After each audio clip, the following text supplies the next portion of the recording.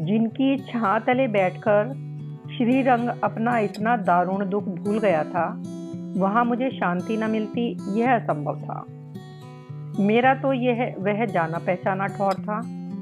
वैसे भी भैया भाभी के शांत जीवन में लहरें उठाने से तो 2 घड़ी यहाँ बैठना बेहतर था। बेचारे खुलकर हंसने बोलने को तरस गए थे। मेरा एहसास एक बोझ की तरह हरदम मन पर लदा रहता। सुनील भैया तो लड़ झगड़ कर अपने सुरक्षित दबड़े में जाकर दुबक गए थे। तब से खबर भी नहीं ली थी कि कनू मरती है या जीती है।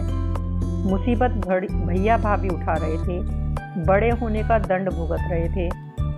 इस बार मैंने अपनी जगह बदल ली थी। मैं जिया की रसोई में दरवाजे के पास बैठी रहती। जिया की जगर मगर गृहस्थी को देखती हुई मटर की फलियां छील देती या मेथी का साग बारीक काट देती। बाहर वाले कमरे में पंडित जी विभिन्न आयु वर्ग के शिष्यों को संगीत के पाठ देते रहते। कोई तबला सीखता, कोई गायन, कोई सितार सीखने वाला राग ज्ञान के लिए आ जाता। इनमें से बहुत कम थे जो भविष्य में भी संगीत साधना करते। लड़के रोजगार की तलाश में निकलते ही गाना बजाना भूल जाने वाले थे। गृहस्थी के झंझट में लड़कियों का भी यही हश्र होने वाला था। कुछ तो बस इसलिए सीख रही थी कि लड़के वालों को बताया जा सके कि गाना भी आता है। यह कोई नई बात नहीं थी, यह इतिहास बार बार दोहराया जा चुका था। पंडित जी इस कटु सत्य को जानते थे, फिर भी वे उसी तन्मयता से अपना ज्ञान दोनों हाथों से उलीचते रहे। कभी कभी हारमोनियम पर सुर लगाने के लिए मुझे भी बाहर बुला लेते। नौ सीखिए से कोई तान नहीं उठती तो मुझसे दोहराने के लिए कहते। शुरू शुरू में तो थोड़ी घबराहट हुई, फिर लगा कि यह तो अपने बाएं हाथ का खेल है। कभी आकाशवाणी का कोई ताज़ा ताज़ा गायक भजनों की कॉपी लेकर आ पहुंचता, कभी किसी स्कूल की दीदी कोरस गीतों का गट्ठर लिए आ धमकती। स्नेह सम्मेलनों का मौसम चल रहा था। गजल गायकों की बाढ़ सी आई हुई थी। वे लोग भी कभी कभी रास्ता भूलकर इधर आ निकलते। इन लोगों के लिए पंडित जी ज्यादा सिर नहीं खपाते। नोटेशन लिखकर मुझे दे जाते या उन्हें पूरी तरह मेरी दया पर छोड़ देते। उनके कच्चे गलों में अपनी सुरावट बिठाते हुए सर्जना का सुख प्राप्त होता। बरसों बाद फिर से मिली सुरों की संगीत ने मेरा मोह ऐसा लिया था कि मैं घर पर भी रहती तो गुनगुनाया करती। सब लोग मेरी इस खुशी का प्रतीक मानते और खुश हो जाते। उनकी खुशफहमी को मैंने भी तोड़ने की चेष्टा नहीं की। बैंक में काम करते हुए भी कोई ना कोई स्वर लहरी मन की घाटियों में चक्कर लगाया करती।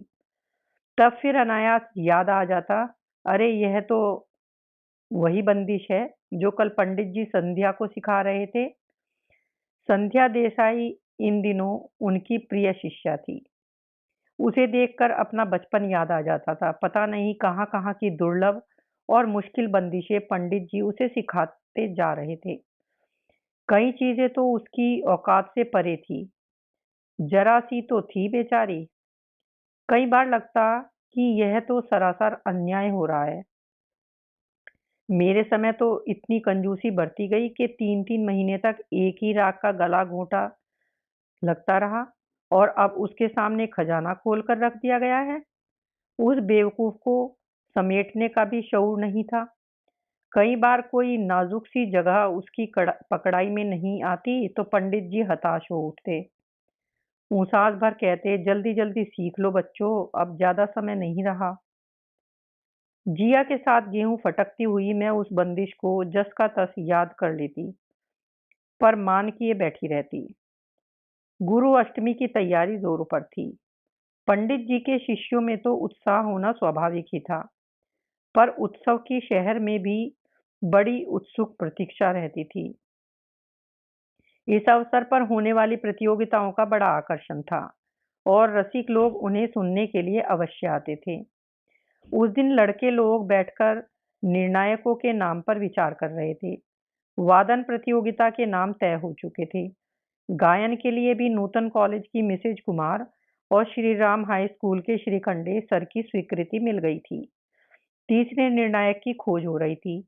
एकाएक पंडित जी ने कहा, अपनी कनु को ही रख लो ना। मुझे? मैं चौंक पड़ी। क्यों, क्या हर्ज है? बच्चे कैसा गा रहे हैं यही तो देखना है। मेरे ख्याल से इतनी समझ तो तुम्हें है। मैंने उस प्रस्ताव को आदेश मानकर स्वीकार कर लिया। और झूठ क्यों बोलूं, मन भीतर ही भीतर पुलकित हो उठा। जिस प्रतियोगिता में साल दर साल गाकर इनाम जीते हैं, उसमें जज बनकर बैठने का अपना ही आनंद है। पर मेरा यह आनंद अधिक देर तक न टिक सका, क्योंकि लड़कों के जाते ही पंडित जी बोले, कनू, अच्छे से तैयारी कर लेना। क्यों? आजकल निर्णायकों को गाना भी पड़ता है। क्यों? बच्चे भी तो जाने कि उन्हें परखने वाले कितने गहरे में हैं।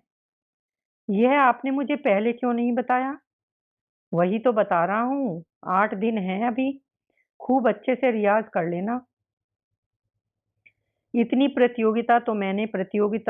तैयारी तो मैंने प्रतियोगिता में गाने के लिए भी नहीं की थी। 8 दिन तक मुझ पर जैसे एक भूत सवार रहा। इतना रियाज किया, पर मैं पहले की तरह नर्वस बनी रही। मैंने उस दिन जानबूझकर ठंडे पानी से स्नान कर लिया। गीले बाल लेकर छत पर बैठी रही। पर जब चाहो तब तबीयत खराब थोड़ी ही होती है। राजा राम हाई स्कूल के उस बड़े हॉल में कदम रखते ही मेरा राह सहारा औसान भी जाता रहा। जिसे सब लोग मिसेस कुमार कहकर संबोधित कर रहे थे, वह शालिनी भाटिया निकली। शालिनी से मेरी पुरानी दोस्ती तो क्या, प्रतिद्वंदिता थी। 1-2 साल वह भी पंडित जी के पास सीखती रही थी। बाद में खैरागढ़ चली गई थी। यहाँ जब तक रही, हम हमेशा साथ-साथ गाते रहे। सुगम संगीत हो या दूसरा इनाम, हम ही दोनों को मिलता था। अब तो वह संगीत की लेक्चरर है, रेडियो से गाती है। अभी कुछ ही दिनों पहले मंगलवार संगीत सभा में भी उसका कार्यक्रम सुना था। कार्यक्रम में मेरा मन जरा भी नहीं लगा। यूं ही खाना पूर्ति करती रही। जैसे तैसे प्रतियोगिता समाप्त हुई। 15 कलाकार थे। सुनते सुनते मेरे कान पक गए। एक ही साथ शुरू किया था हम लोगों ने, पर वह कितना आगे निकल गई थी।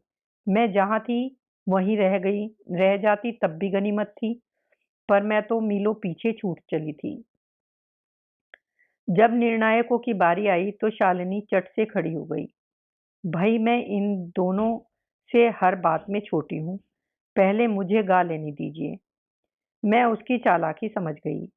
वह पहले गाकर सब पर छा जाना चाहती है, ताकि उसके बाद मेरा गाना फीका फीका सा लगे। उसने नीचे उतरकर बड़ी अदा से पंडित जी के पैर छुए और फिर वापस मंच पर आकर गाना शुरू किया। मुझे बहुत ताव आया। उस दिन आकाशवाणी के कार्यक्रम में तो पंडित जी की याद नहीं आई। बड़े बड़े नाम गिना दिए, पर सबसे पहले जिसने स्वर ज्ञान कराया, उसका कहीं उल्लेख भी नहीं। और यहाँ इतना बड़ा नाटक हो रहा था। पर लाख कोसने के बावजूद मैं उसके गाने में मील मेख नहीं निकाल सकी। मारू बिहाग गा रही थी, जागूं मैं सारी रैन बलमा। लगा जैसे प्रभा अत्रे के को गले में उतार लिया हो। मेरे हाथ पांव और फूल गए। मेरा नाम आया तो किसी तरह घिसट कर मैं माइक के पास जा बैठी। आंख उठाकर किसी तरफ देखा भी नहीं। प्रणव दास गुप्ता मेरा परिचय देते हुए बता रहे थे, अभी अभी कल्याणी दीदी एक भयंकर बीमारी से जूझकर उठी हैं। हम सबका भाग्य ही है कि हमने उन्हें पा लिया। एक अरसे बाद वे फिर हमारे लिए अमृत वर्षा करने जा रही हैं। कहाँ का अमृत और कहाँ की वर्षा। तानपुरा उठाते हुए भी हाथ कांप रहे थे। षड्ज लगाकर जो ही आलाप भरना शुरू किया, तो आवाज ऐसे थरथराने लगी जैसे किसी ने मुझे पूस की रात में बेतवा की धार में खड़ा कर दिया हो। जिस जाड़े के लिए सुबह से सर पटक कर रह गई थी, अब वह मेरी फजीहत करने पर तुला हुआ था। अपनी उस असहाय अवस्था में पंडित जी पर इतनी कोफ्त हो आई। अच्छी फंसा दिया है मुझे। मन ही मन उनसे कहा, महाराज, आप ही की कृपा से यहाँ बैठी हूँ। आप ही लाज रखिएगा, बदनामी होगी। मेरा तो कुछ नहीं बिगड़ेगा, बिल्कुल ही नहीं बन पड़ेगा, तो बागेश्वरी की भैरवी बनाकर यहीं लुढ़क जाऊंगी। फिर आप निपटते रहिएगा। और इसके बाद अपनी सारी शक्ति समेटकर मैंने गुहार लगाई, बिनती सुनो मोरी, अवधपुरा की गूसैया, मोरा तुम बिन को ना, और दुख के हरैया। और आश्चर्य, मैं स्वयं अपने स्वर लालिल्य पर मुग्ध हो गई। क्यों डर रही थी मैं? मेरा कुछ भी तो नहीं बदला था। मेरी वही सधी हुई आवाज थी, जो तार सप्तक की तीर की तरह बेधती हुई चली गई थी। कहीं कोई अवरोध नहीं, कोई फिसलन नहीं। अंतरे में जब मैंने जानकीपति राम को टेरा था, तो कितनी सहजता से माध्यम मध्यम को छू आई थी। कार्यक्रम के बाद इतनी तालियां बजी कि लगा तब तो नहीं हुई, पर अब मैं खुशी से जरूर बेहोश हो जाऊंगी। श्री खंडे सर ने हमेशा की तरह अपनी भीमसैनी अंदाज में जो भजे हर को सदा गा दिया। उन्हें याद ही नहीं रहा कि आज पंडित जी भी गाएंगे। बेचारे हाथ जोड़कर क्षमा मांगने लगे। पंडित जी हंसकर बोले, वैसे भैरवी के बाद गाने का विधान तो नहीं है, पर आज मैं गाऊंगा, फिर कभी यह मौका मिले न मिले। 75 साल का वह बूढ़ा तपस्वी तनी हुई चाल से स्टेज पर आया। श्री खंडे सर हारमोनियम लेकर विनीत मुद्रा में बैठ गए। संगीत विद्यालय के प्राचार्य तबला पकड़ने दौड़ गए। तानपुरे के लिए तो होड़ सी मच गई। स्टेज पर रखी हुई गुरु प्रतिमा को शीश नवाकर पंडित जी माइक पर आए। श्रोताओं को अभिवादन करके उन्होंने गुरु वंदना का एक श्लोक सस्वर पढ़ा। जोग कोस की सुरावट थी वह, और फिर उसी राग में सुर का भजन छोड़ दिया। मौसम कौन कुटिल खल कामी, जेहि तन दियो ताहि बिसरायो, ऐसो नमक हरामी। उसी दिन जान पाई कि अगर गायक समर्थ हो तो भैरवी के बाद भी समा बांध सकता है। मैंने मन ही मन उन्हें शत शत प्रणाम किया। अपने को बार बार धिक्कारा कि नदी किनारे बैठकर भी मैं प्यासी रह गई, तो ये मेरा दुर्भाग्य ही तो था। नदी तो दौड़कर मेरे पास आएगी नहीं। अपना सारा अहंकार त्याग कर मुझे ही अंजुरी फहराकर उनके पास जाना पड़ेगा। मैं फिर से गा सकती हूँ, यह एहसास इतना लुभावना था, यह खुशी इतनी अलौकिक थी कि उसे बार बार भोगने का मन होने लगा। इसी जोश से मैंने शिवरात्रि के रथ जगह में 1 घंटे का भजन का कार्यक्रम दे डाला। होली की दूज पर हर साल की तरह श्री खंडे घर की सर के घर महफिल जमी, तो मैंने उसमें भी भाग लिया। मोहल्ले के राम मंदिर में नवरात्रि के 9 दिन अखंड भजन कीर्तन होता था। शादी से पहले 2-2 घंटे मैं अकेली पार कर लेती। इस बार भी मैंने सुबह 5 से 7 का समय मांग लिया। माँ एक दिन बोली, कनू तू यहाँ वहाँ गाती फिर रही है, उन लोगों को पता चल जाएगा तो वह बहाना हो जाएगा। बहाने उनके पास और भी बहुत से हैं माँ, एक और सही। 5 साल मैं पर्दे में बैठकर रही, तब उन्होंने मुझे कौन सा खिताब दे डाला। मुद्दत के बाद खुशी के 2-4 क्षण मेरे हाथ लगे हैं, कृपा करके उन्हें मत छीनो। कनू ठीक कह रही है, बड़े भैया बोले। हम लोग कब तक उनकी परवाह करते रहेंगे और किस लिए? हमें तो बस अब कनू की सेहत का ध्यान रखना था। जरा अपनी बेटी की तरफ गौर से तो देखो। जो काम बड़े बड़े डॉक्टर ना कर सके वह गायन ने कर दिखाया है। मैं तो इस काम के लिए पंडित जी का आजन्म ऋणी रहूंगा। भैया गलत नहीं कह रहे थे। इन दिनों सचमुच मेरे चेहरे की रंगत बदल गई थी। आंखों में पुरानी चमक लौट आई थी। आंखों के निचले गड्ढे भर गए थे। रंग सांवला ही सही, पर अब पहले किसी स्निग्धता आ गई थी। पिछले दिनों मुझे दर्पण से दहशत होने लगी थी, अब फिर उसके सामने देर तक बैठने का मन होने लगा। आत्मविश्वास से भरपूर अपनी छवि पर मैं ही मुग्ध हो चली थी। चेहरे पर जो नई रौनक, नई ताजगी आ गई थी, उसे बार बार देखने का जी करता। दीन दुनिया से मन हटाकर मैंने फिर से सीखना प्रारंभ कर दिया। संध्या से रश्क करने की अब कोई ज़रूरत नहीं रह गई थी। एक से एक दुर्लभ बंदिशें अब मुझे भी मिल रही थीं। मैं, संध्या, श्रीरंग, प्रणव चौबे जी, अरुणा, सियाराम, हम 4-5 लोग ही तो थे जिन्हें पंडित जी बड़े विश्वास से अपनी धरोहर सौंप रहे थे। उनकी मुद्रा के से घर के बड़े बुजुर्ग की सी हो गई थी, जो अपने रहते ही जायदाद का बंटवारा कर देना चाहता है। किसी अंतर्दृष्टा की तरह वह इन दिनों बार-बार अपने अंतिम समय का हवाला देते, जिससे कभी तो खीज होती थी और कभी मन कांप जाता था। एक अरसे बाद जीवन में कुछ ठहराव आया था और मैं संतुष्ट थी। स्मृति के कपाटों को बंद करना मैंने सीख लिया था और यही मेरे सुख संतोष का रहस्य था। पर मेरे अपने मेरी तरह निश्चिंत नहीं हो पाते थे। उस दिन काम से लौटी तो घर में पाँव देते ही भाभी ने कहा, कनू चाय पी लो तो जरा मेरे कमरे में आना। क्यों? पर भाभी ने शायद मेरा प्रश्न सुना ही नहीं। मेरा कौतूहल ही मुझे उनके कमरे तक ले गया।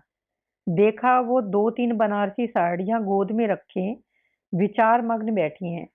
मुझे देखते ही बोली, कौन सी पहनोगी? बता दो तो जरा हल्की सी प्रेस मार दूं।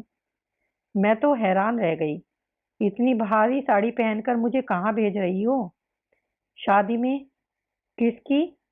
ये तो तुम्हारे भैया ही बता सकते हैं। भैया? मैं दनदनाती हुई बाहर आई पर एकदम सहन गई। ड्राइंग रूम में भैया अकेले नहीं थे, पंडित जी उनके पास बैठे थे।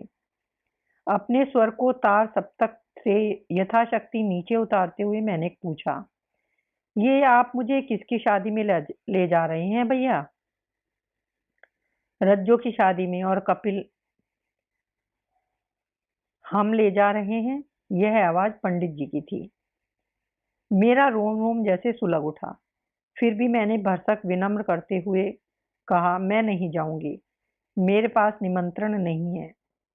अपने घर जाने के लिए तुम्हें निमंत्रण चाहिए? इस प्रश्न का एक तीखा सा उत्तर मेरे होठों तक आया था, पर पूछने वालों का लिहाज कर मैं चुप रह गई।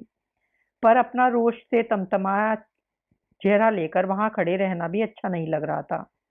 मैं भीतर जाने को मुड़ी तो भैया ने पुकारा, कनू सुनो। उन लोगों की ओर पीठ दिए मैं वहीं खड़ी रह गई। पंडित जी शायद तुम्हें बताना नहीं चाहते, पर मैं सोचता हूँ तुम अब बच्ची नहीं हो, सच को झेल सकती हो। कह भी डालिए जो कहना है।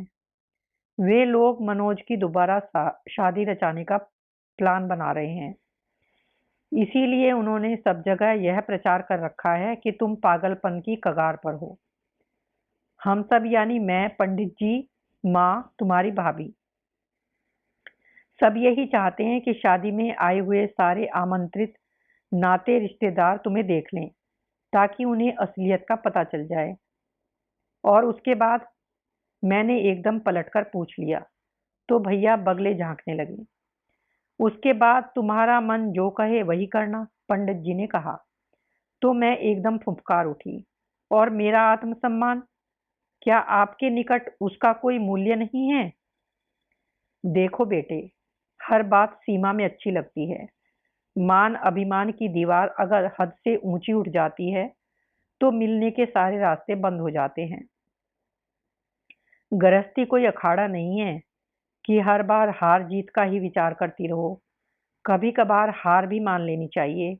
अगर इसमें तुम दोनों के बीच की खाई पड़ सकती है तो उससे तुम्हारा मान भंग नहीं होगा। और फिर क्या सदा अपने लिए ही सोचती रहोगी? तुम्हारे सामने एक बच्ची भी तो है। क्या माँ के रहते वह अनाथ हो जाए? बच्ची के उल्लेख मात्र से मन कैसा कैसा हो गया। अपने आंसू छुपाने के लिए मैंने चेहरा घुमा लिया तो भैया बोले, इतना अभिमान अच्छा नहीं है कनू, जरा सोचो तो। तुम्हारी भलाई के लिए पंडित जी अपना अपमान करवाने पर तुले हैं। निमंत्रण तो उनके पास भी नहीं है, पर वे तुम्हारे साथ जा रहे हैं। मेरे अपमान की चिंता रहने दो कपिल। तुम लोगों का जन्म भी नहीं हुआ था तब से इस शहर में हूँ। भरे मंडप में किसी ने मेरी ओर आंख भी उठाई तो मेरे पचासों शिष्य खड़े हो जाएंगे। एक अध्यापक की यही तो पूंजी होती है, और एक इसी अधिकार से कनु को लिवाने लाया हूं। आदेश या अनुरोध, जो भी वह समझे, उसे मानना ही होगा, क्योंकि दोबारा यह सच कहने के लिए मैं नहीं आ पाऊंगा। थोड़ी देर बाद पंडित जी की बगल में मैं तांगे पे आके बैठ गई, तो वह यह सोचकर संतुष्ट हो गए कि उनका आदेश मैंने मान लिया है। उनका यह भ्रम मैंने तोड़ा भी नहीं। अगर जिया साथ होती तो समझ जाती कि जिनका आदेश मैंने सिर माथे लिया है, वे पंडित जी नहीं हैं, बल्कि मेरे भीतर की नारी है। अतीत की सारी कड़वाहट निगलकर, अपना स्वाभिमान ताक पर रखकर, आतुर मन से जो चल पड़ी है, वह पंडित जी की शिष्या नहीं है, श्वेता की माँ है, मनोज की पत्नी है। कहीं एक छोटा सा घर है जिसे उसने सपनों से सजाया था। उसे दोबारा देखने की ललक ही उसे खींच कर लिए जा रही है। जिस उत्साह से गई थी, लौटते समय मन उतना ही रोता था। यह बात नहीं है कि वहां किसी ने मेरा कोई अपमान किया हो। उल्टे ऐसा अभूतपूर्व स्वागत तो ससुराल की देहरी पर पहली बार हुआ। पहली बार ससुराल पक्ष के इतने सारे रिश्तेदारों से मेरा सामना हुआ, और उन लोगों ने मुझे हाथों हाथ लिया था। पंडित जी के आदेश पर जाने किस किस के पैर छूकर मैंने ढेर सारे आशीर्वाद बटोर लिए थे। औरतें सिर्फ आशीर्वाद देकर ही संतुष्ट नहीं हुई, उन्होंने चिबुक उठाकर भर आंख मुझे निहारा भी था। उन आंखों में एक कौतूहल था जो धीरे धीरे आश्चर्य और प्रशंसा में बदल जाता था। भाभी की घंटों की मेहनत अकारथ नहीं गई थी। बहन की शादी में रश्मि भी सपरिवार आई थी। उससे मेरी यह पहली पहली ही भेंट थी। वह मुझसे कटी कटी ही रही, पर उसकी सास ने पास बिठाकर मुझ पर ढेर सारा प्यार उड़ेल दिया था। बार बार कहती रही, हाय कैसा सलोना रूप है, एक रंग जरा दबा हुआ है तो क्या हुआ। यही नहीं, उन्होंने खास तौर से बेटे को बुलवाकर मुझसे परिचय भी करवाया। यह भला आदमी तो अपना विस्मय भी छुपा न सका। छूटते ही बोला, भाभी जी, आपने तो हमें चौंका ही दिया। हमने तो पता नहीं क्या क्या सुन रखा था। पंडित जी ने जाते ही ऐलान कर दिया था कि बहू केवल कन्यादान का पुण्य लूटने आई है। सुनकर महिला मंडल गदगद हो गया था। केवल अम्मा जी ने मुंह बिचका दिया। बुदबुदाई भी थी कि बिना बुलाए तो हम भगवान के घर भी न जाएं, पर इससे ज्यादा प्रकट रूप से वे कुछ नहीं कह सकी। रजनी से मेरा ननद भौजाई वाला मधुर रिश्ता कभी जुड़ा ही नहीं। अपनी बधाई के उत्तर में मैंने एक सलज्ज मुस्कान की अपेक्षा भर की थी, पर उससे इतना भी न हुआ। उल्टे वह और सिमट सिकुड़कर बैठ गई। बड़ी देर बाद मुझे ध्यान आया कि वह साड़ी में अपने कंगन छुपाने का प्रयत्न कर रही है। मैं तो उन कंगनों की बात एकदम भूल गई थी। ये जड़ाऊ कंगन मुझे माँ ने श्वेता के जन्म पर दिए थे। इस बीच मेरा इतना कुछ छिन गया था कि उसके आगे इन कंगनों की बिसात ही क्या थी। मुझे निराश किया तो उन दोनों ने, जिनके लिए मैं भागी भागी वहां गई थी। बुआ की शादी के लिए सजी धजी श्वेता की झलक बस एक बार मिली थी। तब उसे गोद में खींचकर प्यार करने का मन हुआ था, पर वह विस्फारित नेत्रों से मुझे देखती भर रही। उन आंखों में मैं परिचय की क्षीण रेखा भी पा जाती तो उसके सहारे अपनी बेटी तक पहुंच पाती, पर उसका कोमल अंतस ठोक पीट कर किसी अलग सांचे में ढाल दिया गया हो जैसे। उसके बाद पता नहीं उसे किस तहखाने में छुपा दिया गया। मैं दोबारा उसकी छाया भी न देख पाई। इन्होंने मुझे ठीक कन्यादान के समय ही देखा और बुरी तरह चौंक पड़े। उन आंखों में केवल विस्मय ही होता तो कोई बात नहीं थी, पर वहां खींच थी, रोष था, बेजारी थी। और कन्यादान करते समय उन हाथों का वह आवेगहीन ठंडा बेजान स्पर्श, उसके बाद तो जैसे कुछ सोचने के लिए बाकी ही नहीं रहा। पति के मन की तह तक जाने के लिए नारी को शब्दों की सीढ़ी की जरूरत नहीं पड़ती। स्पर्श की भाषा वह खुद खूब समझती है। लौटते समय पूरे रास्ते कोई कुछ नहीं बोला। तांगे से उतरते हुए मैंने पंडित जी पैर छूकर कहा, आपकी आज्ञा थी इसलिए मैंने अपना सारा मान त्याग कर संधि का हाथ बढ़ाया था। अब दोबारा तभी जाऊंगी जब वहां से बुलावा आएगा। मेरा इतना अधिकार तो आप मानेंगे ना? उन्होंने कोई उत्तर नहीं दिया। उनके चेहरे पर टका विषाद ही बता रहा था कि उनके सारे उत्तर शेष हो चुके हैं।